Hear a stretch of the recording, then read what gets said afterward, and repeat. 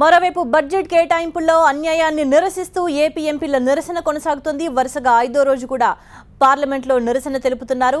Parliament ఆవరణలో గాంధీ విగ్రహం దగ్గర వైసీపీ ఎంపీలు నిరసన వ్యక్తం చేస్తున్నారు. ఏపీకి ఇచ్చిన హామీలను నెరవేర్చాలని నినాదాలు చేశారు.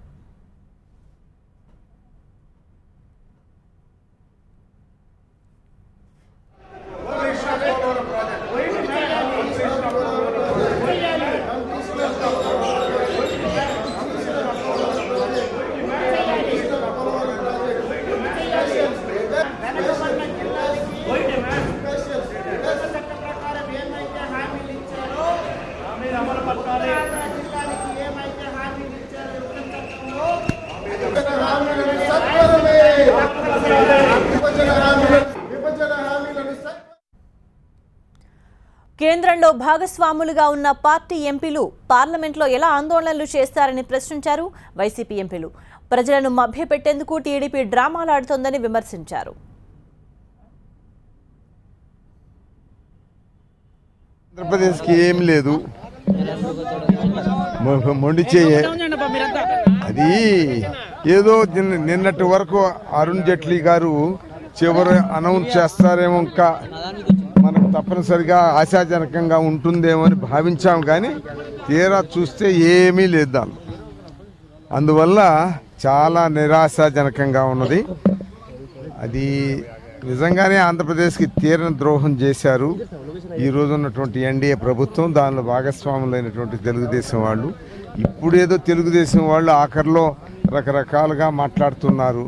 ఇంకా ఫ్యాగ్ ఎండ్కి వచ్చేసాము, పరిస్థితులన్నీ కూడా ఎట్లా ఉన్నాయో ఏమిటో అనేది బ్యారేజ్ చేసుకుంటున్నారు. ఇంకా పరిస్థితులు సరిగా లేవులే బహుశా అని కూడా అని మాట మారుస్తున్నారు. రకరకాలుగా కనిపిస్తుంది. ఇది ఏదేమైనా సరే ఆంధ్రప్రదేశ్ రాష్ట్రము, ఆంధ్రప్రదేశ్ ప్రజలు చాలా తీవ్ర నిరాశ నిస్పృహలకు లోనయ్యారు. చాలా నిజంగా ఘోరంగా మోసపింపబడ్డారనేది నా ఉద్దేశం. ఈనాడు ప్రభుత్వంలో ఉన్నటువంటి తెలుగుదేశం వాళ్ళు ఇక్కడ వాళ్ళు భాగస్వాములుగా ఉన్నారు. అక్కడ ఆంధ్రప్రదేశ్లో బీజేపీ వాళ్ళు కూడా కేబినెట్లో 2 మంత్రులు ఉన్నారు. ఏదైనా ఇచ్చిపుచ్చుకునే పరిస్థితిలో ఉన్నారు కాబట్టి వాళ్ళు డిమాండ్ చేసి మన రాష్ట్రానికి రావాల్సినటువంటి సౌలభ్యాలన్నీ కూడా, సౌకర్యాలన్నీ కూడా ఏం మన కొత్తవి కోరడం లేదు. ఆ రోజు ఆంధ్రప్రదేశ్ స్టేట్ రీఆర్గనైజేషన్ యాక్ట్లో ఏం పెట్టారో ఆంధ్రప్రదేశ్కి ఆ రోజు రాజ్యసభలో ప్రధానమంత్రి, ఆ రోజు ఉన్నటువంటి ప్రధానమంత్రి గారు ఏమైతే హామీ ఇచ్చారో దానిలో మరీ ముఖ్యంగా ప్రత్యేక హోదా అనే హామీ, దాన్ని అమలు పరచమని మనం అందరం కోరుతున్నాం. ఆంధ్రప్రదేశ్ ప్రజలందరూ కోరేది అదే. కేవలం తెలుగుదేశం వాళ్ళ భాగస్వామ్య పార్టీ తెలుగుదేశం పార్లమెంటు సభ్యుల్ని ప్లే కార్డులు పట్టుకుని నిలబట్ట నుంచి విరమింపజేసేదానికి చేసిన ప్రయత్నమే కానీ రాష్ట్ర ప్రయోజనాలు కాపాడేది కాదని మేము చెప్తూ ఉన్నాం ప్రజలకి. ప్రజలందరూ కూడా చూస్తూనే ఉన్నారు ఏ విధంగా గత 3 రోజుల నుంచి 4 రోజుల నుంచి పార్లమెంట్ లోపల తెలుగుదేశం పార్లమెంట్ సభ్యులు ప్లే కార్డులు పట్టుకొని ఏ విధంగా వెల్లో నిలబడుతున్నారు అనేది. నేను ఒకటి అడుగుతున్నాను, కేంద్ర క్యాబినెట్లో భాగస్వామిగా ఉన్న పార్టీ మంత్రులుగా కొనసాగుతూ కూడా వాళ్ళు ఏ విధంగా వచ్చి ప్లే కార్డులు పెట్టుకుంటారండి? మీకు నిజంగా చిత్తశుద్ధి ఉంటే రాష్ట్ర ప్రయోజనాలు కాపాడే దానికి మీరు మంత్రివర్గం నుంచి రాజీనామా చేయండి, బయటకు వచ్చి పోరాటం చేయండి. ఆ విధంగా చేయకుండా మీరు కేవలం ప్రజల్ని మభ్యపెట్టేదానికి ద్వంద్వ వైఖరి, ప్రత్యేక హోదా వదిలేసి మీరు ఇస్తామన్న ప్యాకేజీ ఒప్పుకున్నామన్నారు. ఎవరండి వీళ్ళు ప్యాకేజీ ఒప్పుకోవటానికి? వీళ్ళకి ప్రజల అధికారం ఇచ్చారా అని అడుగుతున్నా. ప్రత్యేక హోదా అనేది 5 కోట్ల ప్రజల హక్కు. వీళ్ళెవరు ప్రత్యేక హోదా అనేది వదిలేసి ప్యాకేజీ ఒప్పుకోవటానికి? రాష్ట్ర ప్రజలు ఇట్లాంటి వాటికి ఒప్పుకునే ప్రశ్నే లేదు. దానికోసం వైఎస్ఆర్ కాంగ్రెస్ పార్టీ తరఫున మేము గత 4 సంవత్సరాల నుంచి ప్రత్యేక హోదా కోసమే పోరాడుతున్నాం. అన్నిటికన్నా ఆశ్చర్యం ఏంటంటే నిన్న ఆర్థిక శాఖ మంత్రి ప్రత్యేక హోదా ఊసే ఎత్తలేదు. అంటే వాళ్ళు మర్చిపోయారు. వాళ్ళు మర్చిపోయే విధంగా వాళ్ళ భాగస్వామ్య పార్టీ రాష్ట్ర ముఖ్యమంత్రి చేశారు. ఆ విధంగా ప్రత్యేక హోదాను తాకట్టు పెట్టే కార్యక్రమం చేశారు వీళ్ళు, ప్రత్యేక ప్యాకేజ్ అని చెప్పి. ఈ విధంగా రాష్ట్ర ప్రయోజనాలను కాపాడటంలో ముఖ్యంగా రాష్ట్ర ముఖ్యమంత్రి చంద్రబాబు నాయుడు గారు టోటల్గా విఫలమయ్యారు. మేము రాబోయే బడ్జెట్ సమావేశాల్లో కూడా తప్పకుండా ఏ విధంగా అయితే 4 సంవత్సరాల నుంచి మేము పోరాటం చేస్తూ ఉన్నామో అదే తరహాలో మా పోరాటం ముందుకు సాగుతుంది.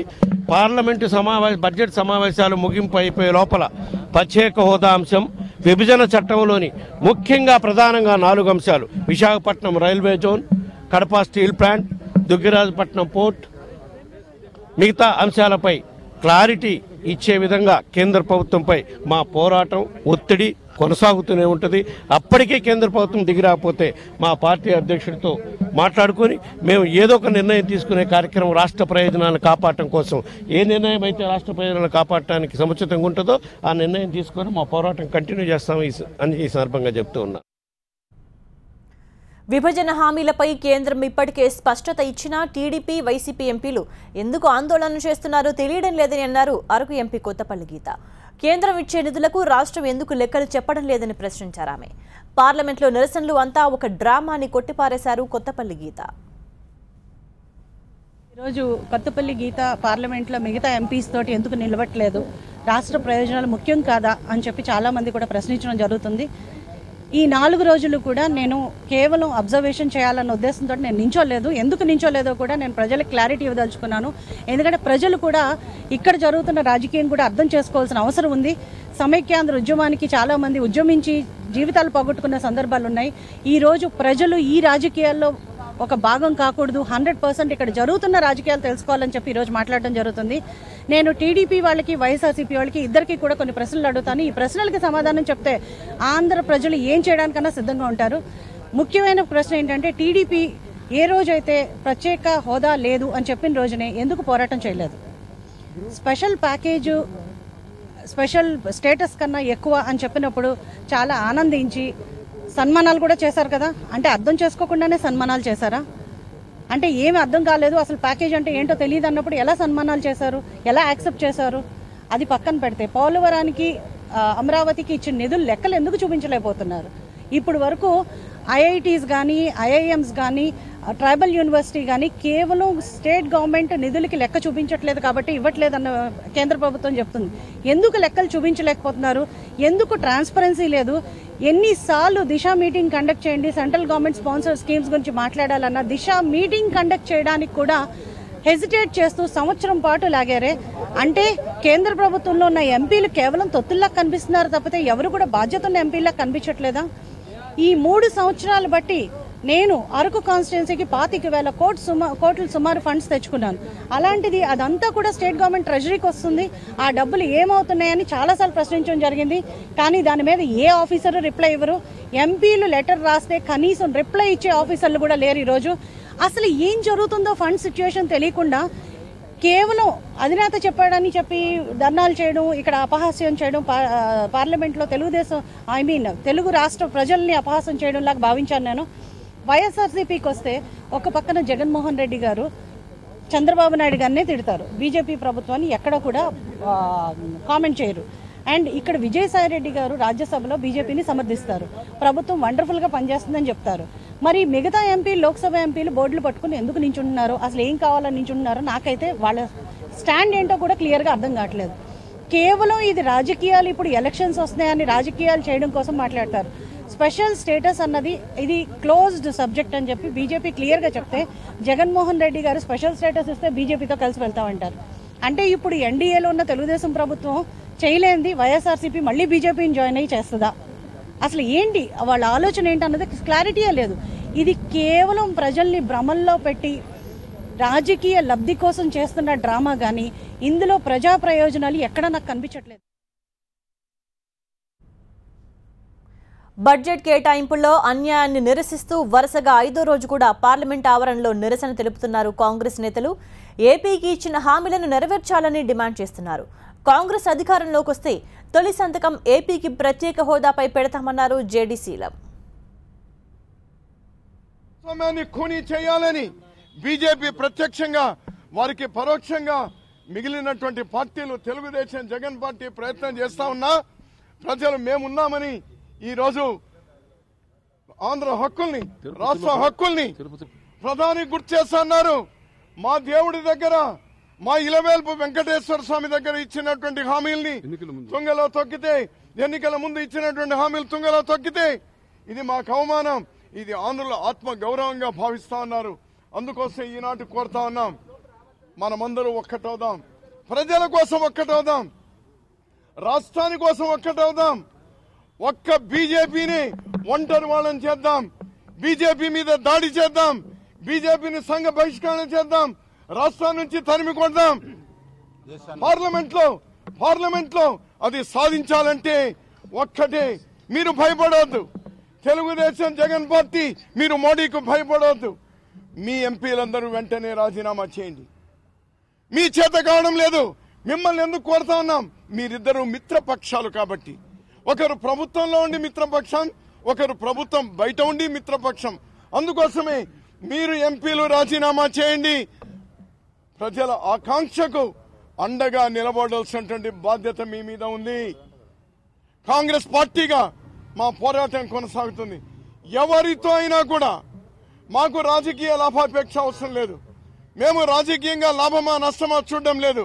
రాజకీయంగా నష్టపోయినాం, ఇంతకంటే నష్టపోవడానికి ఏమీ లేదు.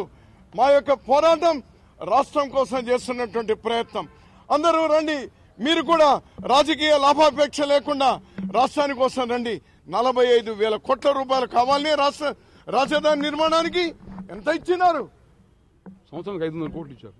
2,000 కోట్ల రూపాయల 45,000 కోట్లు కావాల్సింటే 16,000 కోట్ల రూపాయలు లోటు బడ్జెట్ కావాల్సింటే 4 కోట్లు ఇచ్చి చేతులు దులుపుకుంటే ఊరికే ఉంటారా?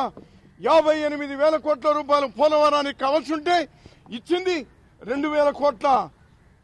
మీరు 12 సంస్థలకు, భారత ప్రభుత్వ సంస్థలకు 11,000 కోట్ల రూపాయలు కావాల్సింటే ఇచ్చేది 400 కోట్ల రూపాయల.